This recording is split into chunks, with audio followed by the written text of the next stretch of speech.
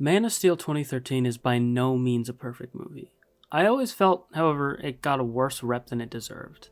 In many ways, this had a lot to do with classic incarnations of Superman, specifically the Christopher Reeves version. Not that that version is perfect either, but it's certainly more like the modern Herculean hero that Superman was designed to be. Man of Steel, on the other hand, is a much more modern take on the classic era, but Man of Steel, while it falters in many places, has its best modernized moments not in its lighting, its tone, or even its overall story. The best moments come from the movie's themes and how they translate to the modern era.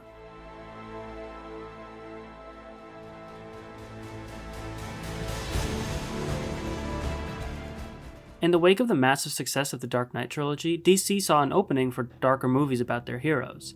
Thus, Man of Steel was made. But it definitely didn't receive the massive success that the darker Batman movies did. And honestly, it's because of this attempt at a tone shift that Man of Steel can seem really jarring to old school Superman fans, and really anyone that knows the hero. Superman is the all-American hero who came from outer space. I use the term Herculean because he's quite literally a modern-day Hercules, even in the way his origin plays out. Ancient Greeks had a hero who came from the heavens, and to them, the heavens meant the gods. 20th century writers had a hero who came from the heavens, and to us now, the heavens means outer space. And Man of Steel doesn't break from this story at all, with the exception of the fleshing out of the world he's from. And it's through the fleshing out of this world that we get our first major theme, that where these godly heroes come from are not the perfect image of us, but are the flawed image that we should strive to fix. Man of Steel's opening has been one of the major criticisms of the film, which I can't entirely blame someone for. It is 30 minutes long, but I also can blame you because it's a fantastic 30 minutes. For starters, the CGI that forms Krypton is beautiful. There's something truly awesome about having a planet that really doesn't make a ton of sense structurally. But the important part of this Krypton is not its nonsense world building, but the deep history we learn in these 30 minutes. Sure, the explosions and gunfights and giant alien ships recreating Apocalypse Now can be distracting, but within that is all the history we need to see ourselves in this world. In these 30 minutes, we learn that Kryptonians have, for a long time, been genetically engineered in birthing chambers to fulfill roles as adults. The genetically engineered council members at some point decided to start fracking, and the genetically engineered scientist hippies are trying to get them to stop, while the genetically engineered military leaders rise up and kill the council so they don't destroy Krypton. What the council and military don't know is that the hippies have been having sex, and now they're going to have the first naturally born Kryptonian baby since the Dark Ages. Which is a very noble cause, but I worry the ancient sex ed books they found didn't tell Lara how painful childbirth would be.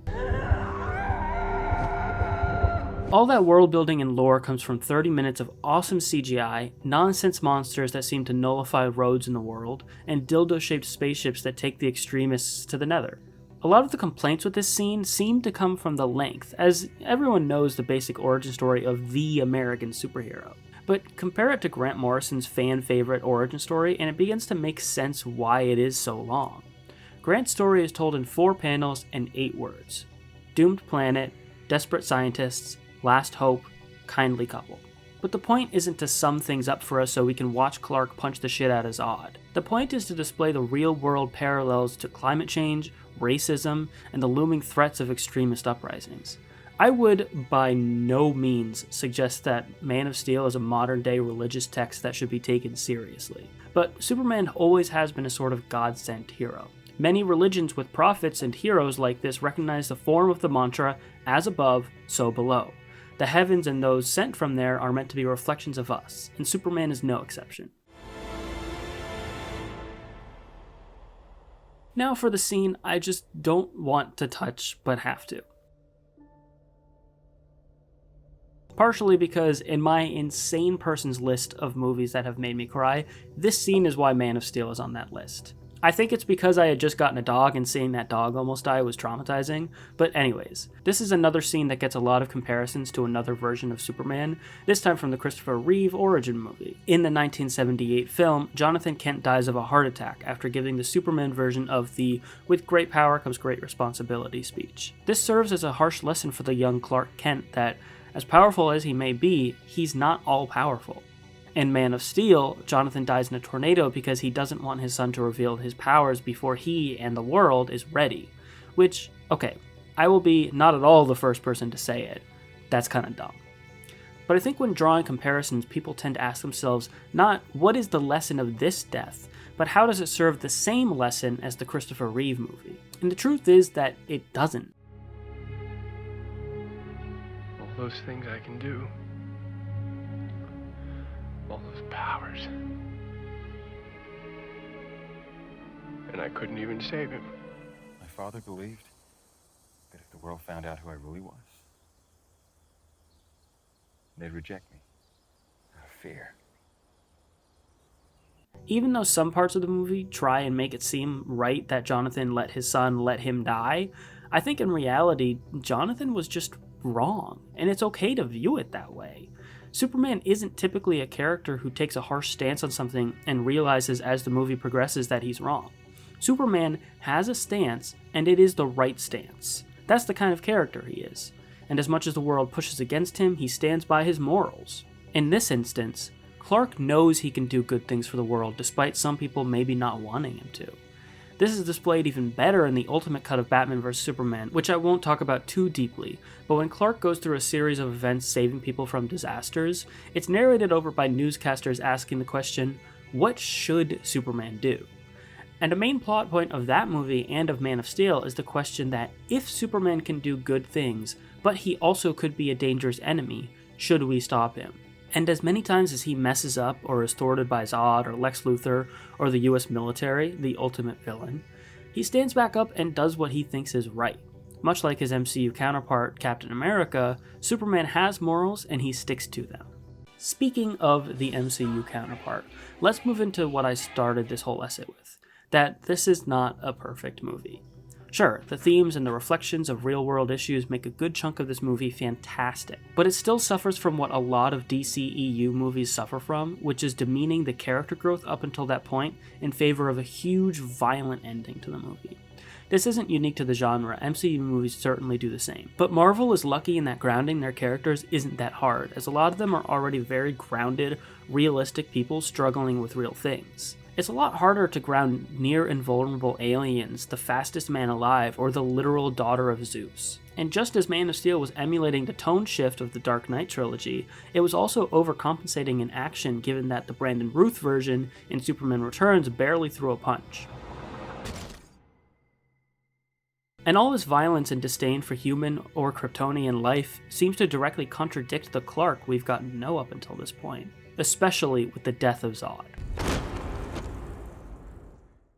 Zod's death out of context makes a lot of sense. You have the last two Kryptonians in the entire universe. After a hard-fought battle, Clark is successfully able to get Zod in a headlock, hopefully stopping him from killing anyone. But Zod is facing a cornered group of humans, and in a final show of his maniacal views on genocide and preserving Krypton, goes for a desperation kill. To stop him, Clark breaks his neck, leaving him to be the last Kryptonian alive. And it breaks him.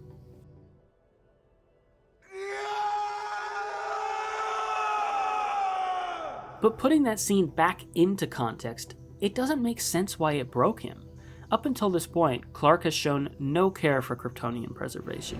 Krypton had its chance!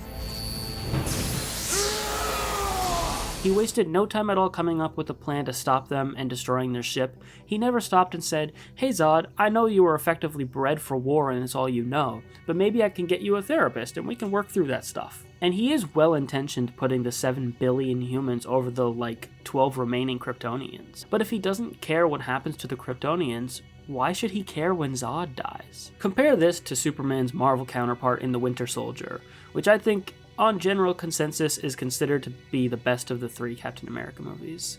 In this, Steve faces a similar challenge in his need to stop Hydra against his desire to save his best friend. So, while Steve executes this plan to destroy the Hydra ships full of some sort of fascist protocol, he also takes on Bucky and attempts to save him and break his brainwash on him. Steve is literally willing to die to save Bucky. In contrast, Clark nearly sacrifices himself to save Earth, but is unwilling to sacrifice anything to save Krypton, and this intense ending fight has been talked to death. But every action he takes directly contradicts this person who cares for life and doesn't want to kill. He threw Zod through buildings, he lasered up a storm, and didn't even try to stop Zod from shredding a building when his laser eyes went out of control. Not once did he look around and wonder where all the people were, but there were tons of moments where Clark could have paused, looked around with X-ray vision and gone, "Oh shit, there's people back there," and done something to save them. In a not so surprising twist, Man of Steel suffers where a lot of action and especially superhero movies tend to suffer. While Zack Snyder is able to capture a growing up Clark Kent perfectly and produced an incredible modern take on his heritage, the meaning of choice, and not at all subtle Christ metaphors, the need for intensive violence and apocalyptic scenarios really makes this movie less than it could have been. I don't think I'm in the minority when I say that the Man of Steel sequels we did end up getting don't necessarily improve on the faults of the first movie. While Wonder Woman is certainly the best of the DCEU, and not necessarily a sequel to Zack Snyder's Man of Steel and Batman vs. Superman, it still struggles in the same categories as Man of Steel. And while Zack Snyder's Justice League was a surprising hit for a lot of people, it doesn't change the fact that the Aquaman movie came out after the original Justice League, we've yet to see a Flash movie, and this current Batman with all of his apparent backstory hasn't gotten a movie either. I love Man of Steel for the most part, and I don't think much will change that. However, it doesn't change that DC's rush to catch up with Marvel has ultimately overshadowed what could have been an amazing series of movies. Also, I didn't mention it once throughout because it's just too easy to praise and it has nothing to do with the story, but Hans Zimmer's score, ugh!